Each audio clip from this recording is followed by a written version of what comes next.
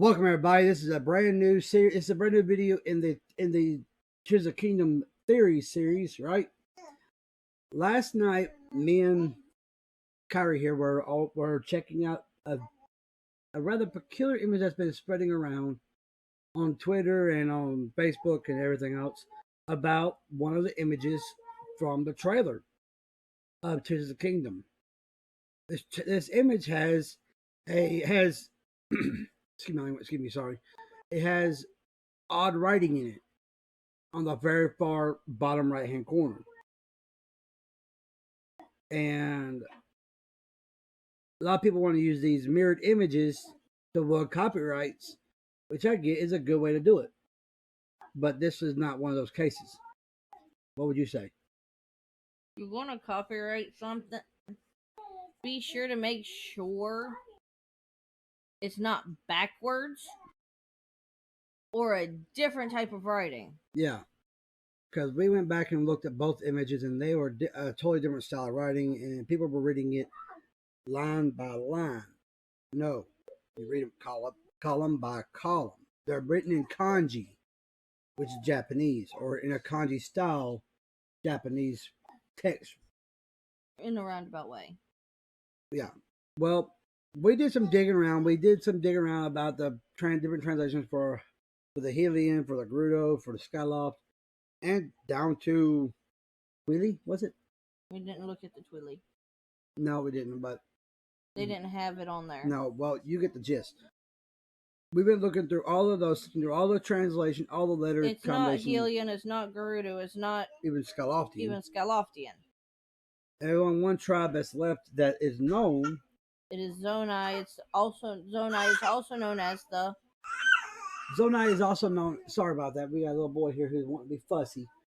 Zonai is also known as the Wind Tribe from Minish Cap. It is a lost to time tribe. Actually, they excelled in the magic of the winds, and because they excelled at, they thought this is just like I said. This is a theory. We won't know until the actual game comes out who is this tribe. But the theory is that, well, ours at least, is that the theory is, well, it was saying right here. This theory is that the Wind Tribe excelled in magic. Go down trivia. They excelled in magic so much that the Hyruleans chased them to the ends of the earth and then banished them into the Twilight Realm. Yes. As you can see here on the trivia part, which we can't enlarge. I mean, we could, but I don't know how to do it. But hang on 1 minute.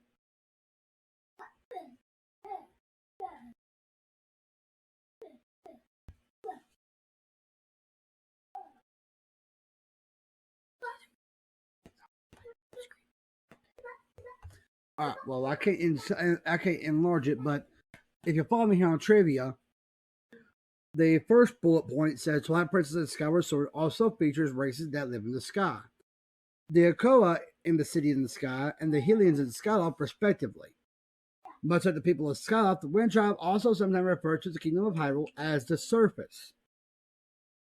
The members of the Wind Tribe, all have red hair, a trait they share with the Gerudo.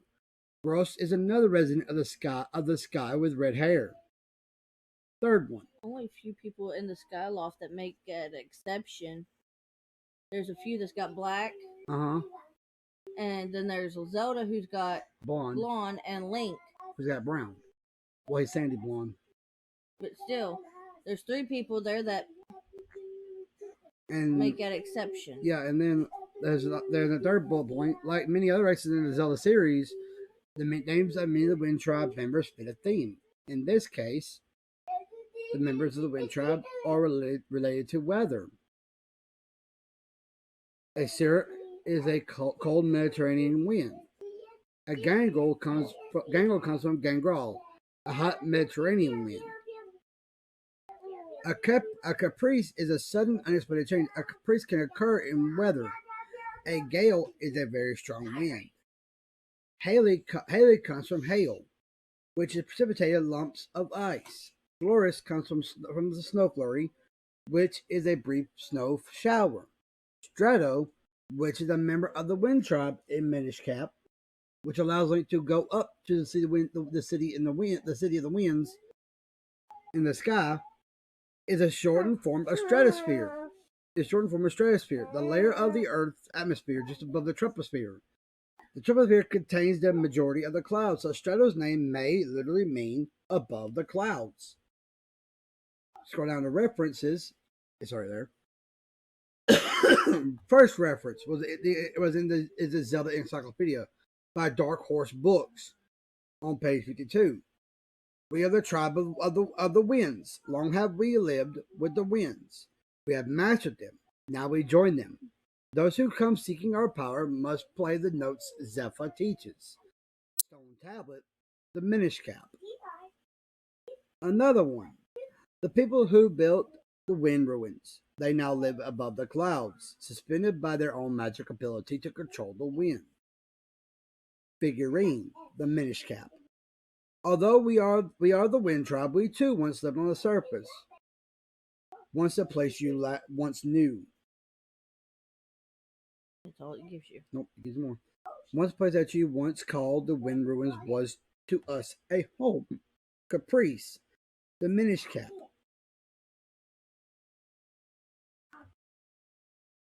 Number 5.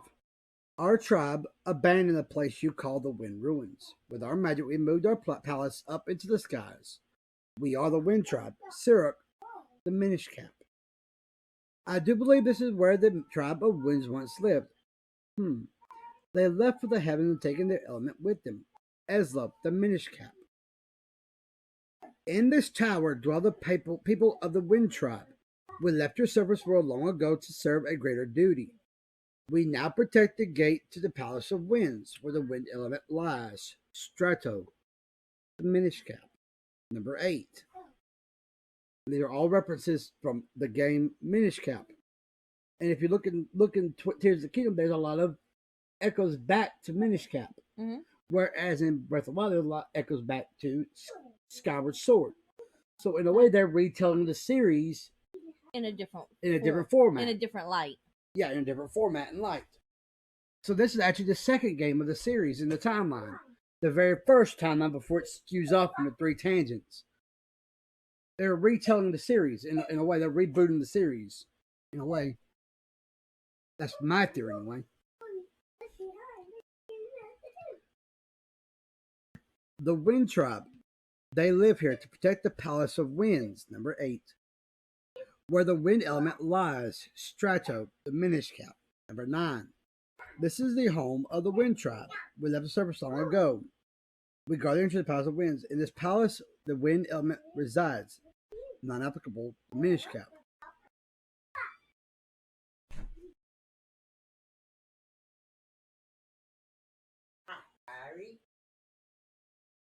Sorry, we had to go AFK for a few minutes. Well, we didn't go AFK. Well, actually, we did. In a way, we did. But anyway, we were right. 8. Yeah. 8 or 9. 9. We were at number 10. Number 10. Protected by the Wind Tribe to repel intruders, the sturdy machine cannot be destroyed by any external force. Figure, Minish Cap.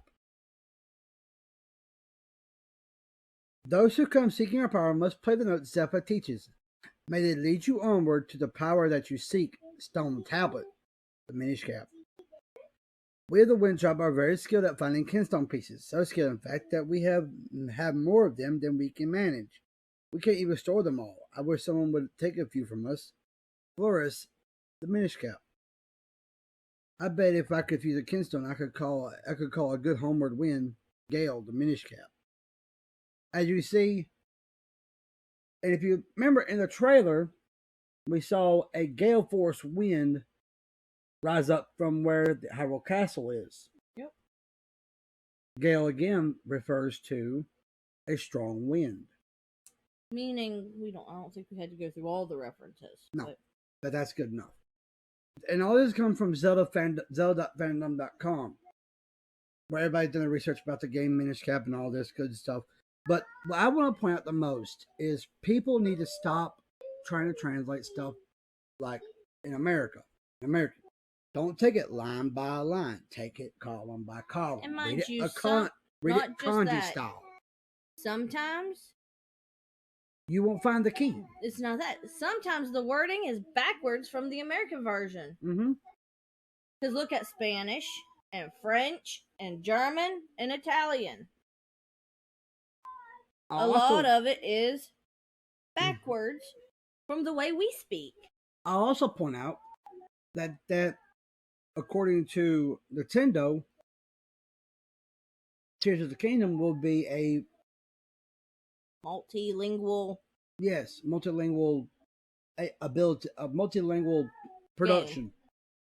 game. I mean they'll have language packs like they've done with Breath of the Wild. So you can pick whichever language you want to play through. Honestly, I'm gonna pick through English because, of course, we're English. We're going to pick English, and that way we understand when they go to read it. Because the Japanese knows what it says.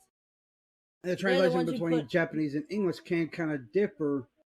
So when they make it into English, it's gonna be different from Japanese. So you might want to just wait till you get the game to translate the Zonai language. Because let me tell you something, that's a different type of Zonai. I'll tell you right now, and that's part of the Wind Tribe that has been lost for and God, there's no ever. key yet to reading it. I've looked it up. There's no key to reading Wind Tribe language, especially that one.